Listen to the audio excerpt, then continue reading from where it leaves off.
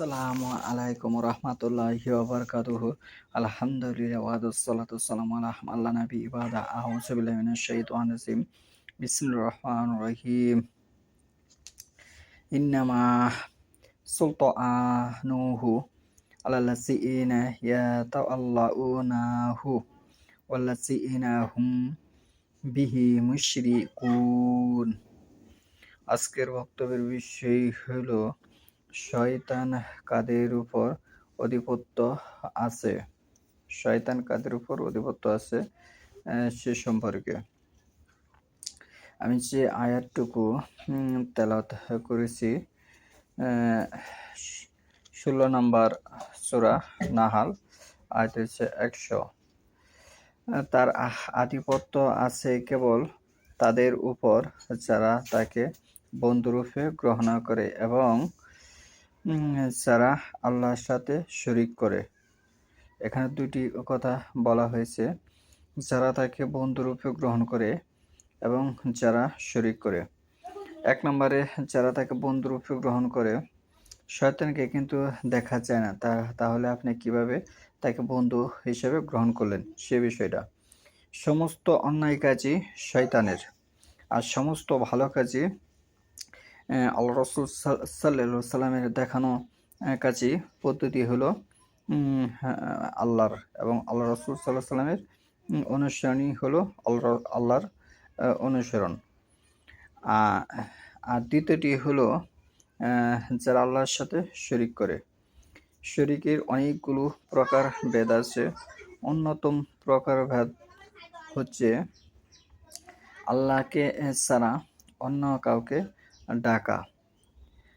সূরা গাফিরের কথা বক্তব্য এসেছে এবং আর অন্যান্য সূরার মধ্যে একথা বক্তব্য এসেছে, আল্লাহ ছাড়া অন্য কাউকে ডাকা, আল্লাহ ছাড়া অন্য কাউকে সেজদা দেওয়া। সূরা সেজদার কথা বক্তব্য এসেছে। এবং যেমন আমরা অনেকে বলে থাকি আল্লাহ তোমাকে ভালো রাখুন, এ কথা বলার এভাবে বলতে হবে, কিন্তু অনেকে বলে আপনি ভালো থাকুন, আপনি ভালো থাকুন। এখানে আল্লাহর অস্তিত্ব নেই, তার মানে এটা এ কথার মাধ্যমে শরীক হয়েছে। মুশরিক শব্দটা আশরাকা শরীক শব্দ থেকে এসেছে। মুশরিক তার মুশরিকটা হচ্ছে অপবিত্র। কোরআনের বিভিন্ন জায়গায় এসেছে, সূরা তবার মধ্যে এসেছে, আনামের মধ্যে এসেছে এবং সূরা মায়দার মধ্যে এসেছে, বিভিন্ন জায়গায় এসেছে। এবং মুশরিকদের সাথে বিবাহ বন্ধন হারাম করেছেন সূরা বাকারার 222 নম্বর আয়াতে। মুশরিক এবং শয়তান তারাই যারা ওহীর অনুসরণ করে। সূরা আরাফের 175 নম্বর আয়াত পড়ে দেখুন। এখন বর্তমানে সারা পৃথিবীর মধ্যে 1999 জন নারী পুরুষ সকলেই মুশরিকের আওতাধীন, যারা ওহীর অনুসরণ করে না। 1999 জন মানুষ ওহীর অনুসরণ করে না। যেমন ওয়ারিশ দিতে হবে, যারা ওয়ারিশ দেয় না তারা মুশরিক। যেমন মাদক দ্রব্য পরিত্যাগ করতে হবে, যারা মাদক দ্রব্য পরিত্যাগ করে বিভিন্ন মাধ্যমে তারা মুশরিকের আওতাধীন হবে, তার মানে এটা ওহীর বাহিরের কাজ। এরকম যারা ওহীর আরও বাহিরের অনেকগুলো কাজ আছে, যারা মানুষের সাথে প্রতারণা করে, সিটারি বাটপারি করে, মানুষকে অপদস্থ করে, এরা সকলেই মুশরিকের আওতাধীন। তার মানে এটি ওহীর অনুসরণের বাইরে চলে যাচ্ছে। যে ওহীর অনুসরণ করে না সেই হচ্ছে শয়তান। সূরা আরাফের 175 নম্বর আয়াত পড়ে দেখুন। তাহলে এরকম সমাজের অসংখ্য পাপ আছে বাস্তবায়ন। আমাদের বর্তমানে ইসলাম বাস্তবায়ন করতে হবে। শুধু আরবি ভাষা পড়লেই হবে না। ইসলাম যদি আমরা বাস্তবায়ন না করি তাহলে আমরা সোনালী যুগের ইসলাম কোশ্চেন কালেও ফিরে পাবো না। বর্তমানে 1999 জন যে আলেম, মুহাদ্দিস, মুফতি, শাইখ যারা দাবি করছে, এরা কেউ কিন্তু হাতে গোনায় 10টি ইসলামী বাস্তবায়ন সমাজে দেখাতে পারবে না, তাহলে তারাও মুশরিকের আওতাধীন হবে। আমরা বর্তমানে যে জালে আটকা পড়েছি, যে সার্টিফিকেট, এই সার্টিফিকেটের কোনো ৫ পয়সা মূল্য নেই আল্লাহর কাছে যদি না আপনার সৎ আমল বাস্তবায়ন থাকে দুনিয়ার বুকে।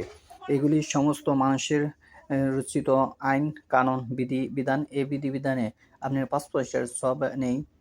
আল্লাহ বলেছে, ইন্নামা ইয়াখশা মিন ইবাদিহিল উলামা, যে আল্লাহকে ভয় করে, আল্লাহর ইবাদত করে, সেই হচ্ছে উলামা এবং আলেম, জ্ঞানী, মুফতি, মুহাদ্দিস।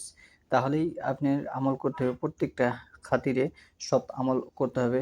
সাক্ষীর বিষয় হোক, ওয়ারিশের বিষয় হোক, লেনদেনের বিষয় হোক, যদি আপনি এই সত্য বাস্তবায়ন না করতে পারেন, তাহলে আপনার সালাত বাতিল হিসাবে গণ্য হবে। সূরা বাকারার ১৭৭ নম্বর আয়াত পড়ে দেখুন, সেখানে বলা আছে, লাইসাল বিল বিররাহ, কোনো কল্যাণ নেই ওই সালাতে যে সালাত মানুষকে সৎ কাজের দিকে ধাবিত করে না। ওই আবাদতে কোনো কল্যাণ নেই যে আবাদতে নিজে উপকৃত হয় না, সমাজ উপকৃত হয় না, পরিবার উপকৃত হয় না। এগুলি সব বাতিল হিসেবে গণ্য হবে, বাতিল ইসলাম ধর্ম হিসেবে গণ্য হবে, এবং কি আপনার কালেমা বাতিল হিসাবে গণ্য হবে। সূরা ইউনূসের ৯০ নম্বর আয়াত পড়ে দেখুন, ফিরআউনের কালেমা পড়েছিল, আল্লাহ কবুল করেননি। সুবহানাকা আল্লাহুম্মা ওয়া বিহামদিকা আশহাদু আল্লা ইলাহা ইল্লা আনতা আস্তাগফিরুকা ওয়া আতুবু ইলাইক।